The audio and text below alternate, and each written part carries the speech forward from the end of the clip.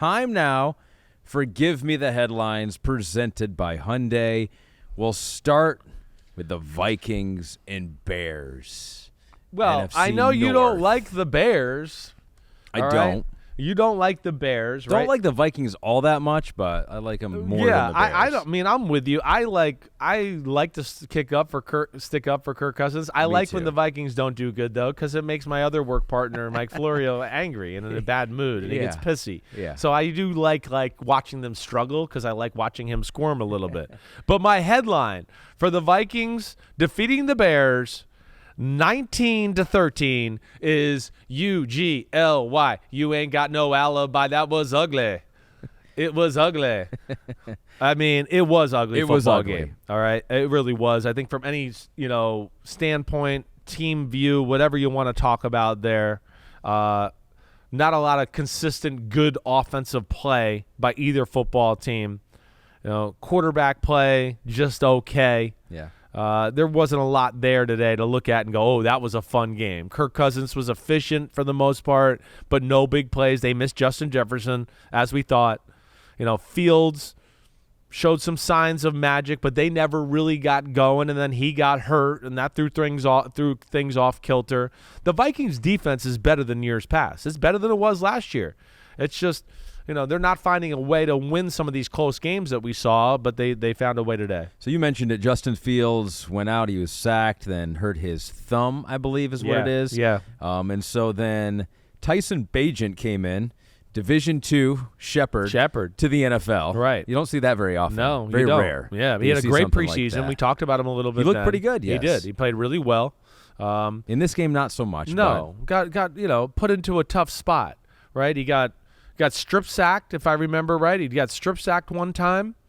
All right, that was big. And then does the thing you see all young quarterbacks do. Throws an interception late in the game, thinks he's got more room and space in the pocket than he does because he hasn't played, and he certainly isn't used to the NFL starter pace, right? Like, it's cool when you play against the third stringers in the preseason, and you're like, whoa, the pocket's collapsing. I can still get it off.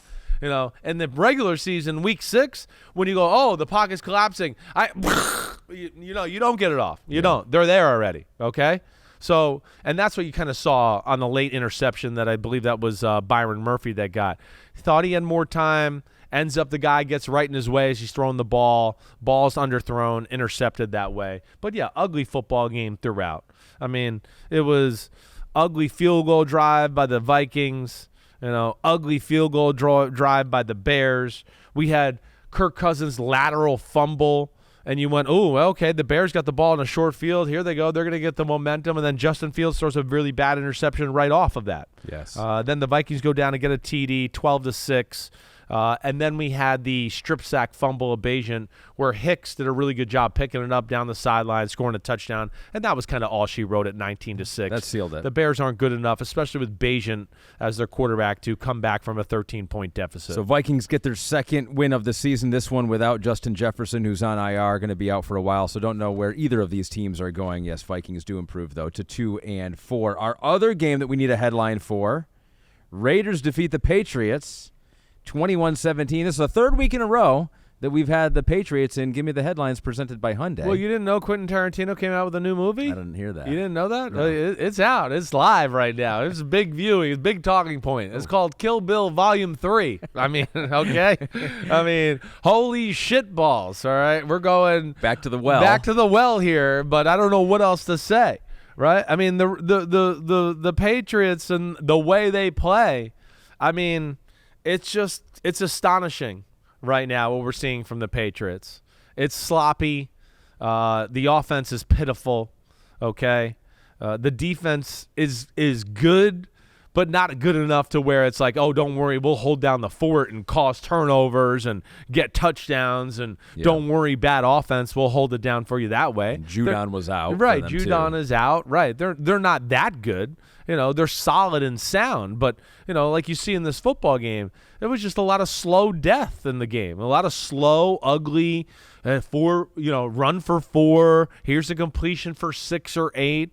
And the Raiders kind of did that throughout the day and got a lot of ugly field goal drives off of that. Yeah, Raiders improved to 3-3 in this one. Josh McDaniels 3-0 as a head coach versus Bill Belichick, 2-0 with Las Vegas. They had that last one. Last year was even worse, right? Weird lateral. That should have killed Bill, officially. Maybe it did. Emotionally, he's been dead since that game. Johnny Isaac 55 tweeted to you saying, "Damn okay, Jimmy G is hurt again. He's in the hospital." That was a report that they took him to the hospital. So first of all, he says, I pray for him and his family for sure. Second of all, how did Josh McDaniels not expect this and have a better plan at quarterback? I think that's fair, right? I mean, I think that our listener here and John Isaac 55, he knows there's an injury history here. And with Jimmy Garoppolo, right, they're saying back. I don't know what that is. Yeah. So I don't think we have to, is it back spasms? Does he have a bone chip or herniated disc, whatever? Those are the things you think of when it's back injury related. But, yeah, I think it's a fair question.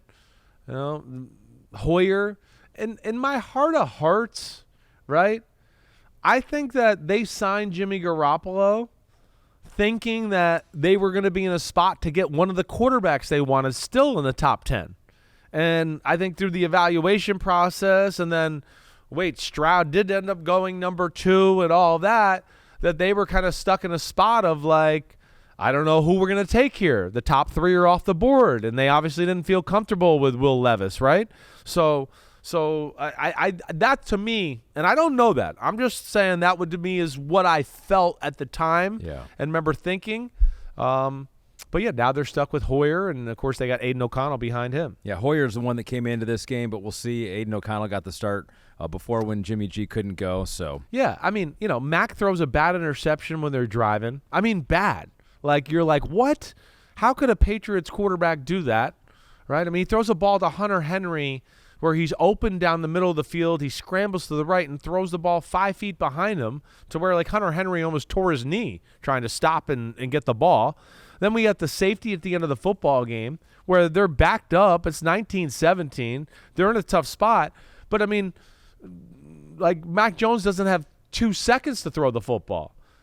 Max Crosby goes around the edge to where Mac Jones can't even go, let me look at one and then I'll peek and then maybe throw it away because I know I'm in the end zone. He literally is let me look at one, boom, I'm down on the ground, sack, game over, and that's all she wrote. And I just don't see light at the end of the tunnel for the Patriots. I don't see any bright spot on the offensive side of the ball. I see nothing to look at and go, it's close, or they're going to do this, the run game's close. There's nothing. Defensively, it'll continue to be solid and sound, but I don't know if they have enough playmakers anymore with all the guys that got hurt in the secondary and Judon out like you talked about. The Raiders are not special, right? I'm certainly not here going Raiders a little bit like the Rams. I think the Raiders are 3-3. It's good.